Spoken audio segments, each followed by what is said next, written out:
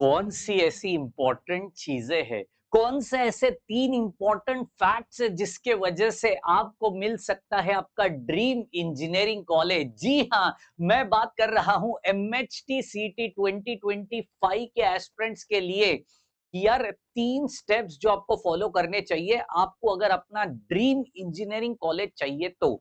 अब ऐसे बहुत सारे बच्चे कि सर हमें हमारा ड्रीम कॉलेज ही नहीं पता। ड्रीम कॉलेज का मतलब होता है एक अच्छी प्लेसमेंट, कम फीस में, कम लागत में हमारी इंजीनियरिंग कंप्लीट हो जाए और जो अपना आजू-बाजू वाला क्राउड आने वाला है ना भैया, जो 4 साल के लिए आप जो क्राउड के साथ रहने वाले हो, वहाँ की फैकल्टीज़ के साथ रहने वाले हो, वहाँ के लैब्स के साथ आप काम करने वाले हो, तो वो बेहतरीन रहे, वो एक अलग अलग लेवल की रहे। तो चलिए सबसे पहले ऐसे कौन से ड्रीम कॉलेजेस है वो बताता हूँ। लेकिन उसके पहले चैनल को अभी के अभी सब्सक्राइब कर दो और अपने दोस्तों को इस वीडियो की लिंक जरूर फॉरवर्ड करिए और अपनी व्हाट्सएप कम्युनिटी नीचे डिस्क्रिप्शन बॉक्स में है, फटाफट जाके ज्वाइन करिए। हर दिन वहां पे formula list, DPPs, question paper with solution सब कुछ हम डाल रहे हैं, वो भी फ्री में, समझ रहे हो? तो चलिए ऐसे 10 कॉलेजेस बता रहा हूँ अपनी महाराष्ट्र के, कुछ कॉलेजेस मैंने नहीं लिखे हैं। ये टॉप मोस्ट कॉलेजेस है जिसके अंदर जाना हर बच्चे का ड्रीम होता है। जैसे आपने पढ़ा रहेगा COEP Pune as usual, VJTI in Mumbai, ये दोनों कॉलेज तो राज करते हैं जनाब। मैंने एनआईटी नागपुर वाला और मतलब आईआईटी मुंबई वाला वो मैंने इसमें नहीं डाला क्योंकि उसमें सीट ही नहीं चलती, वो जेई की रैंकिंग के अकॉर्डिंग आपको एडमिशंस देते हैं। ठीक है, SPIT Mumbai, PICT Pune, Walchand Sangli one of the best college again, ICT Mumbai Matunga में, NMIMS, DJ Sanghvi, army institute of technology Pune से एंड कम्युन्स इन पुणे। तो यार ये जो टॉप मोस्ट कॉलेजेस है ये आपके ड्रीम कॉलेजेस होने चाहिए। अब ये अगर ड्रीम कॉलेज है तो सर इसके अंदर एडमिशन लेने के लिए हमें कितने परसेंटाइल की जरूरत होती है? आपको चाहिए 98.5 से लेकर 99 प्लस परसेंटाइल, तब जाके कहीं न कहीं चांसेस बनते हैं कि आपको इस पर्टिकुलर कॉलेजेस के अंदर एडमिशन मिल जाएगी, मतलब कंफर्म मिल जाएगी। इतना चाहिए अपने को। अब इतना चाहिए मतलब ऑन एंड ऑन मुझे मार्क्स कितने चाहिए 200 में से? तो 200 में से आप कंसीडर करिए 155 प्लस आपको मार्क्स चाहिए, 155 प्लस, 155 प्लस। अब 155 प्लस चाहिए तो पीसीएम को अगर मैं अलग-अलग डिस्ट्रीब्यूशन कर दूं, अलग-अलग डिस्ट्रीब्यूशन कर दूं, तो आपको यहाँ पे मिलने चाहिए 40, यहाँ पे मिलने चाहिए 40, मतलब हो गए 80। और वो 80 में अगर आप जोड़ देते हो और 80 मार्क्स, तो भाई साहब काम ही हो गया आपका, समझ लो आपका काम ही हो गया, क्योंकि ये हो जाते 160 मार्क, 160 मार्क। और फिर जाके कंफर्म वाली चीज है ये, इस साल बहुत ज्यादा बच्चों ने फॉर्म भरा है तो कंपटीशन ऑब्वियसली इंक्रीज होने वाली है, इसमें कोई दौरा ही नहीं है। तो इसलिए मैंने 155 प्लस बोला है, तो कैलकुलेशन मैंने 160 का आपको बता के रखा है। तो ऐसे कौन से 3 स्टेप्स है जो मुझे फॉलो करने चाहिए?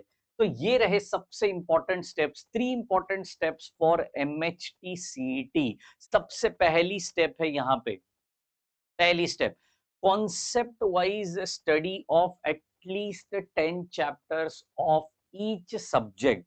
क्या होता है ना, हम एमसीक्यू सॉल्व करते हैं, हम पीवाईक्यू सॉल्व करते हैं, बहुत मार्केट में चल रहा है पीवाईक्यू पीवाईक्यू। अरे भाई जब तक कॉन्सेप्ट नहीं आएगा तेरे को उस पर्टिकुलर चैप्टर का, तो पीवाईक्यू क्या, तू बेसिक सवाल भी सॉल्व नहीं कर पाएगा। तो बेसिकली एटलीस्ट 10 ऐसे चैप्टर्स होने चाहिए, ऑब्वियसली वो इंपॉर्टेंट वाले होने चाहिए। फिजिक्स के 10, केमिस्ट्री के 10, मैथमेटिक्स के 10। मैथमेटिक्स के थोड़े बहुत कम ज्यादा हुए तो चलेगा, लेकिन जो वेक्टर्स जैसे इंपॉर्टेंट चैप्टर है उसको छोड़ने का नहीं है अपने को।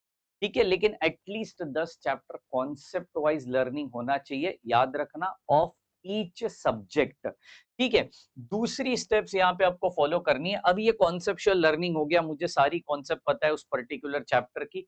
तो अब जाने का बेसिक क्वेश्चन से, बेसिक क्वेश्चन से लोग क्या करते हैं, सीधा पीवाईक्यू पे टूट पड़ते हैं। नहीं करने का ऐसे, पहले बेसिक क्वेश्चन करिए, जो छोटे छोटे छोटे कॉन्सेप्ट वाइज एमसीक्यूज होते हैं उसको सॉल्व करिए, कैलकुलेशंस को थोड़ा पक्का करिए, उसके बाद उन्हीं क्वेश्चंस की प्रैक्टिस करिए कि एक क्वेश्चन को सॉल्व करने के लिए 10 मिनट लगा, ठीक है, अब मैं 1 मिनट में सॉल्व करता हूँ। चल 1 मिनट हो गया, अब मैं आधे मिनट में सॉल्व करता हूँ।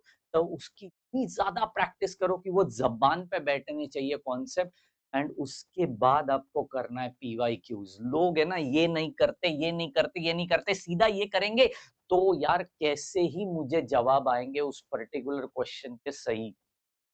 तुक्का मारने से आपको भी पता है 4 में से 1 सही है। मतलब 1/4 प्रोबेबिलिटी है तुक्का मारने की। सिंपल भाषा में बता रहा हूँ 1/4। अभी 1/4 का मतलब है 200 का 1/4 होता है 50। तो तुक्का मार-मार के आपको 50 मार्क मिल सकते हैं। 50 मार्क मतलब परसेंटाइल कितना होता है? 60 60 भी नहीं होगा, उससे कम ही होगा। समझ रहे हैं मेरी बात को? तो ऑब्वियो थिंग है 3 इम्पोर्टेंट स्टेप्स में आपको क्या करना है? पीवाईक्यू करना है। उसके बाद आएगा आपको उसके बाद आएगा सबसे इम्पोर्टेंट चीज़ आपको उसके बाद देखनी है that is mock test. Mock test आपको देनी है। समझ रहे हैं मेरी बात को? हाँ, मॉक टेस्ट आपको देनी है किसी भी हालत में। जब आप मॉक टेस्ट दे रहे होंगे, ठीक है ना? मॉक टेस्ट देने के बाद उस पर्टिकुलर रिज़ल्ट को एनालाइज़ ज़रूर करना। एनालाइज़ करना है कि यार मेरे कितने क्वेश्चन सही हुए, कितने गलत हुए और वो हुए तो क्यों हुए? किधर हुए? कैलकुलेशन में हुए या कॉन्सेप्ट में हुए? कॉन्सेप्ट में हुए तो back to the step number 1। समझ रहे हैं मेरी बात को? तो उस रिज़ल्ट को एनालाइज़ करना बहुत ज़्यादा ज़रूरी है। रिज़ल्ट को एनालाइज़ करिए, मिस्टेक्स को लिख के रखिए और जैसे-जैसे मॉक टेस्ट देते जाओगे, कम से कम 10 से 12 मॉक टेस्ट आपको फ़ॉलो अप करना है बिफोर योर सीईटी पेपर। तो प्लीज़ बी केयरफुल। जब कभी भी आप ये 3 स्टेप्स फ़ॉलो करोगे, तभी जाके आपके मार्क्स इम्प्रूव होंगे। सीधा पीवाईक्यू करोगे, सीधा मॉक टेस्ट देने जाओगे, कुछ नहीं होने वाला है।